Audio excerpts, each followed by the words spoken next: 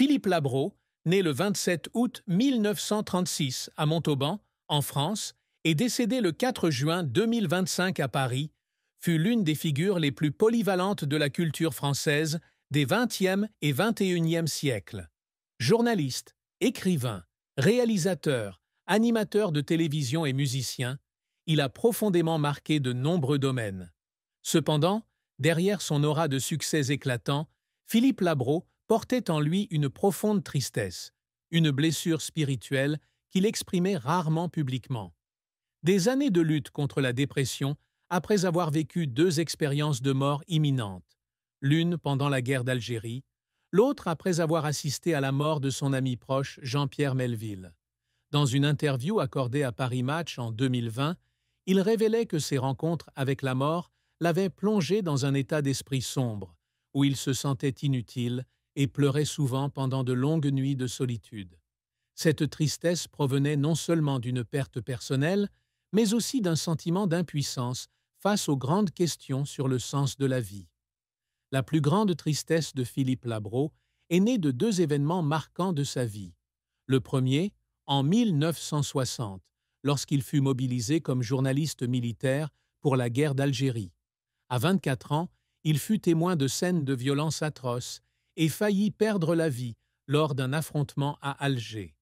Il raconta dans son livre « On a tiré sur le président » que cette expérience le laissa avec une peur tenace, le poussant à se réveiller au milieu de la nuit, trempé de sueur et pleurant d'impuissance.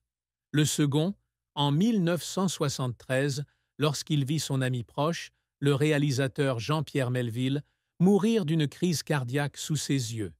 Il décrivit ce moment comme un choc qui lui donna l'impression qu'une partie de lui-même était morte.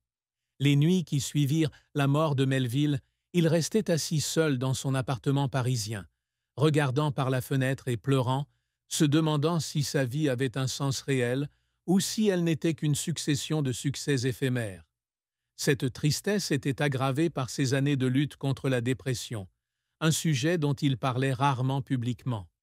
Dans Tomber 7 fois, se relever 8, il écrivait qu'il y avait des jours où il avait l'impression que le monde était contre lui et qu'il devait lutter pour ne pas se laisser submerger par les pensées négatives. Il disait que certains matins, il se réveillait avec l'envie de rester au lit, refusant d'affronter le monde. Ses pleurs n'étaient pas seulement dus à une douleur personnelle, mais aussi à la culpabilité qu'il ressentait de ne pas avoir suffisamment aidé ses proches, en particulier sa mère, Henriette Labro, qui a profondément influencé sa vision de la vie. Cette tristesse, masquée par son assurance et son élégance, était indissociable de lui, façonnant sa vision de la vie et de sa carrière. La carrière de Philippe Labro a été longue et variée, ponctuée de succès retentissants et d'échecs profonds.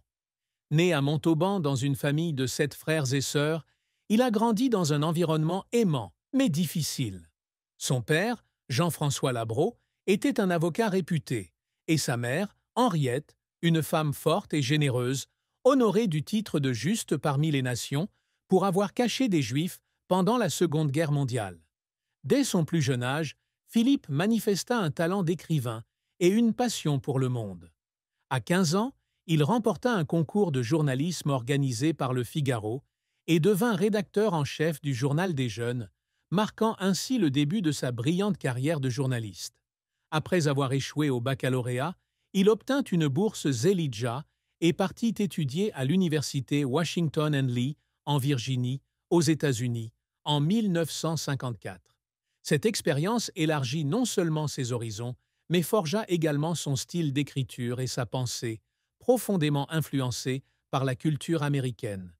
De retour en France, il commence à travailler pour Europe en 1957, puis pour France Soir, où il se fait connaître pour ses reportages incisifs et ses interviews audacieuses.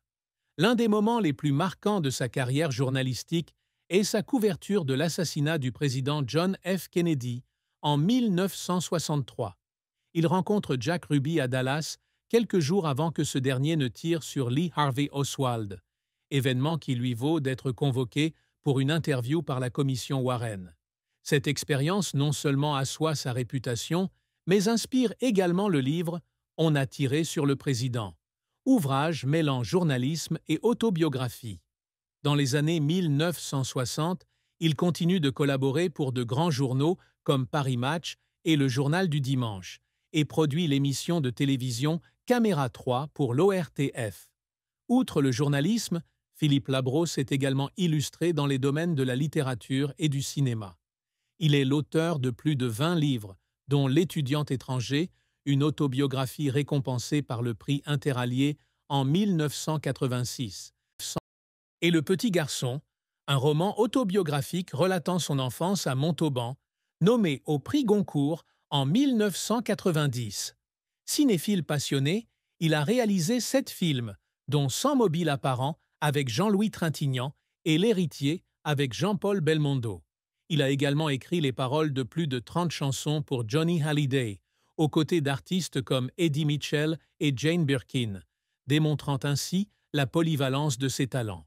À la télévision, il a cofondé la chaîne Direct 8 avec Vincent Bolloré en 2005 et a animé l'essentiel chez Labro sur C8 jusqu'à sa fermeture en février 2025. Sa carrière n'a cependant pas été exempte de revers. L'un de ses plus grands échecs fut d'être passé à 2 doigts de remporter le Goncourt. D'abord en 1988 pour Un été dans l'Ouest, puis en 1990 pour Le petit garçon. À chaque fois, il perdit de justesse, ce qu'il décrivit comme des blessures qui ne se refermèrent jamais. Il confia un jour qu'après avoir perdu le Goncourt en 1990, il s'était assis seul dans son bureau et avait pleuré, ayant l'impression que le monde entier lui avait tourné le dos. Autre échec, sa décision d'abandonner le cinéma à la fin des années 1980 pour se consacrer à RTL. Il confia un jour avoir regretté toute sa vie d'avoir abandonné le cinéma, une de ses grandes passions. Il y avait des soirs où il restait assis dans son bureau à regarder ses vieux films et à pleurer, pensant qu'il aurait pu faire mieux. Ses efforts pour surmonter les difficultés de sa carrière témoignent de sa persévérance. Après avoir souffert de dépression, il a suivi une thérapie pour apprendre à contrôler ses pensées négatives. Il consacrait également une grande partie de son temps à l'écriture, qu'il considérait comme un moyen de guérir son âme. Alors qu'il préparait le dernier spectacle de l'essentiel chez Labro en février 2025, il travailla sans relâche, malgré sa santé déclinante due à un cancer. Il confia un jour qu'il y avait des jours où il se sentait épuisé en studio, mais qu'il continuait pour ne pas décevoir son public. Un jour, alors qu'il éditait son dernier livre, Deux vrilles sur la 5e avenue, il fondit en larmes en relisant un passage sur sa mère, réalisant qu'il ne lui avait pas adressé assez de mots affectueux de son vivant. La triste fin de la vie de Philippe Labro fut sa mort le 4 juin 2025, lorsqu'il perdit son combat contre le cancer. À 88 ans, il luttait contre la maladie depuis des mois, mais il garda son état de santé secret, n'en parlant qu'à ses proches. Dans les dernières semaines de sa vie, il continua à travailler, assistant à des séances de dédicaces et préparant des projets télévisuels, comme s'il voulait profiter au maximum de chaque instant qui lui restait. Il s'est éteint à son domicile parisien, entouré de son épouse, Françoise Coulon, et de leurs enfants. Sa disparition a laissé un immense vide dans le journalisme, la littérature et le cinéma français. De nombreux collègues et amis, comme Jack Lang et Alain-Paul Weber, lui ont rendu hommage sur les réseaux sociaux, le décrivant comme un homme d'une curiosité sans fin et d'une élégance typiquement française. Cette fin, bien que triste, reflète sa vie passionnée et dévouée, un homme qui a vécu sa vie pour l'art et la vérité. L'histoire d'amour et de mariage de Philippe Labro est belle, mais aussi difficile. Il a épousé Françoise Coulon, scénariste née le 3 juin 1944 à Besançon, en 1978, après un précédent mariage. Sa rencontre avec Françoise a marqué un tournant dans sa vie. Il l'a décrite comme une personne beauté, grâce et intelligence qui l'ont transformée, passant d'une personnalité quelque peu arrogante à une personne à l'écoute et aimante. Ils ont eu 3 enfants, Jean, Clarisse et Valérie, auquel s'ajoute un enfant de son premier mariage. Françoise a été non seulement sa compagne de vie, mais aussi sa partenaire de création, coécrivant le scénario du film Rive droite, rive gauche, 1984, avec Gérard Depardieu et Nathalie Baye. Cependant, leur mariage n'a pas été sans heurts. L'une des plus grandes difficultés a été la période où il était absorbé par son travail, notamment dans les années 1980, lorsqu'il a pris la direction des programmes de RTL.